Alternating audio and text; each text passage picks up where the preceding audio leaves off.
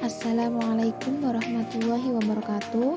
Saya Meli Anjayana, Prodi Manajemen Pendidikan Islam, mahasiswa PPL Mandiri Kolaborasi FITK UIN Wali Songo Semarang.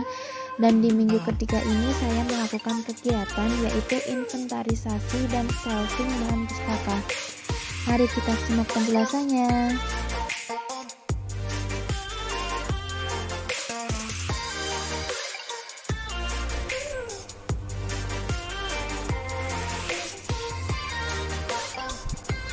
Inventarisasi dan shelving bahan pustaka.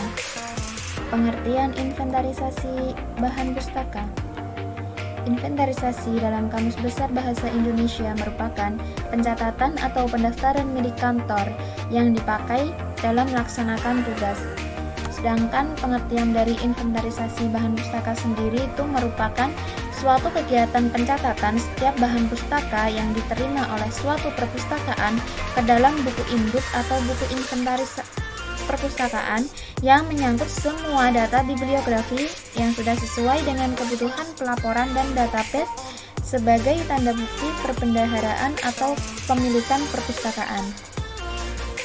Selanjutnya yaitu kegiatan inventarisasi bahan pustaka itu bila dijabarkan terdiri dari 3 tahap.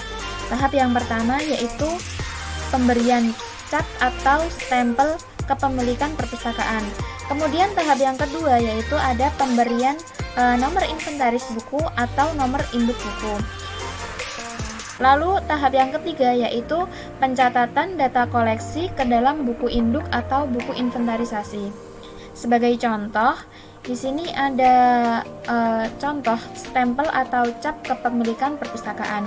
Di sini stempel atau cap perpustakaan itu berisi nama instansi, alamat dan simbol perpustakaan yang bersangkutan.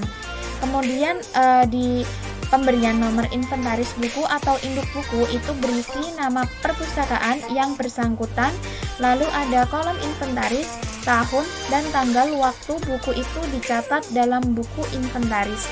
Seperti itu. Kemudian buku induk sendiri itu merupakan sumber informasi tentang bahan pustaka yang merupakan kunci perpustakaan itu sendiri. Itu menurut Suryana pada tahun 1982. Kemudian pengertian buku induk itu merupakan berkas resmi stok buku yang dimiliki perpustakaan.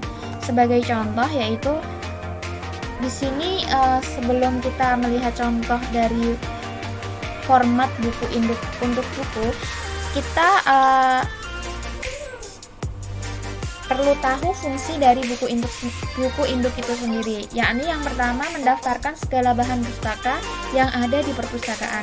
Yang kedua, mengetahui jumlah bahan pustaka yang dimiliki oleh perpustakaan.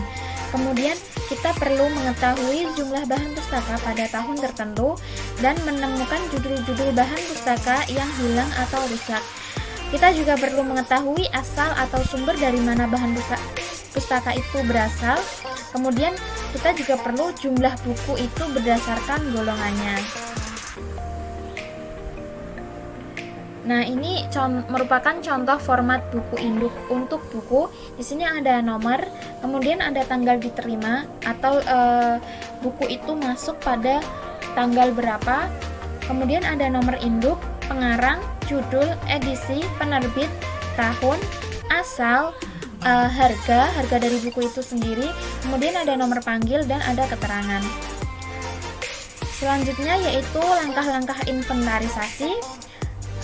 Jadi di dalam melaksanakan kegiatan inventarisasi bahan pustaka itu, yang pertama langkah yang harus dilakukan adalah langkah penerimaan bahan pustaka. Langkah penerimaan bahan pustaka ini kita perlu memeriksa penerimaan dulu. Jadi buku yang diterima oleh perpustakaan itu diperiksa kondisinya dalam keadaan baik atau ada kerusakan, seperti itu. Kemudian memisahkan buku yang tidak sesuai dengan pesanan dan membuat dan mengirimkan tanda bukti penerimaan buku. Kemudian langkah yang kedua itu adalah langkah pengecapan. Di sini ada stempel perpustakaan dan stempel inventarisasi. stempel inventarisasi ini dibukukan di belakang halaman judul, sedangkan stempel perpustakaan itu pada sisi buku dan halaman-halaman rahasia. Kemudian yang ketiga yaitu langkah pencatatan. Nah, semua buku yang sudah diterima dan telah dibubuhi stempel itu dicatat dalam buku induk yang sebelumnya sudah saya jelaskan di slide sebelumnya. Jadi setiap buku itu mendapatkan nomor inventaris yang berbeda-beda seperti itu. Kemudian yaitu pengertian shelving atau penataan koleksi atau penataan rak buku. Itu merupakan penempatan buku-buku pada rak yang menurut tata cara tertentu sehingga mudah untuk ditemukan kembali oleh pemakai. Jadi penemuan kembali informasi ini berarti menemukan informasi yang disimpan di perpustakaan untuk keperluan pemakai.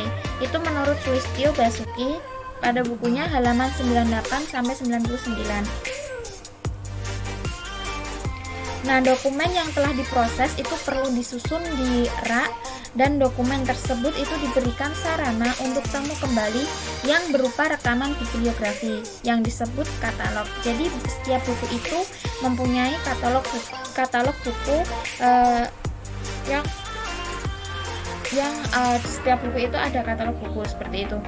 Kemudian sasaran jenis bahan pustaka ini, yang pertama yang telah melalui proses pengolahan, yang kedua yang telah selesai dibaca atau dimanfaatkan pengguna, yang ketiga yang telah dikembalikan dari peminjaman, dan yang terakhir yang telah diterima dari penjilitan atau perbaikan ketika ada kerusakan seperti itu. Untuk susunan bahan pustaka sendiri, yang pertama atas dasar fisik atau format bahan pustaka, yakni buku, majalah atau jurnal atau audio visual. Nah, yang kedua ada atas dasar sifat atau tujuan, yaitu ada buku itu ada fiksi dan non fiksi. Buku fiksi yaitu geografi seperti Indonesia, Amerika, Inggris dan lain sebagainya. Nah, untuk yang kedua itu ada pengguna, yaitu anak-anak, remaja dan orang tua.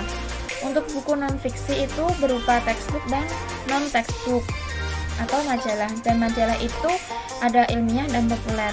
Dan sifat yang kedua yaitu audio visual.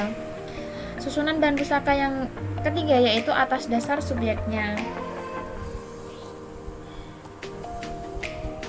Nah, susunan dokumen juga berfungsi sebagai sarana temu kembali. Di sini ada dua sistem penempatan dokumen. Yang pertama penempatan tetap dan penempatan relatif. Yang disebut penempatan tetap yaitu mempunyai tempat tetap dan disusun menurut urutan penerimaan serta ukuran atau ciri non fisik, dan susunan tidak bisa dipakai sebagai sarana temu kembali. Nah, untuk penempatan relatif itu disusun berdasarkan isinya atau nomor kelas. Itu juga dapat dipindah atau digeser, sedangkan dokumen baru itu bisa disisipkan dan bisa untuk browsing. Dan penempatan relatif ini bisa dijadikan sarana temu kembali. Seperti itu. Terima kasih, semoga bermanfaat. Kurang lebihnya saya mohon maaf. Sekian dari saya. Wabillahi taufiq wal hidayah. Wassalamualaikum warahmatullahi wabarakatuh.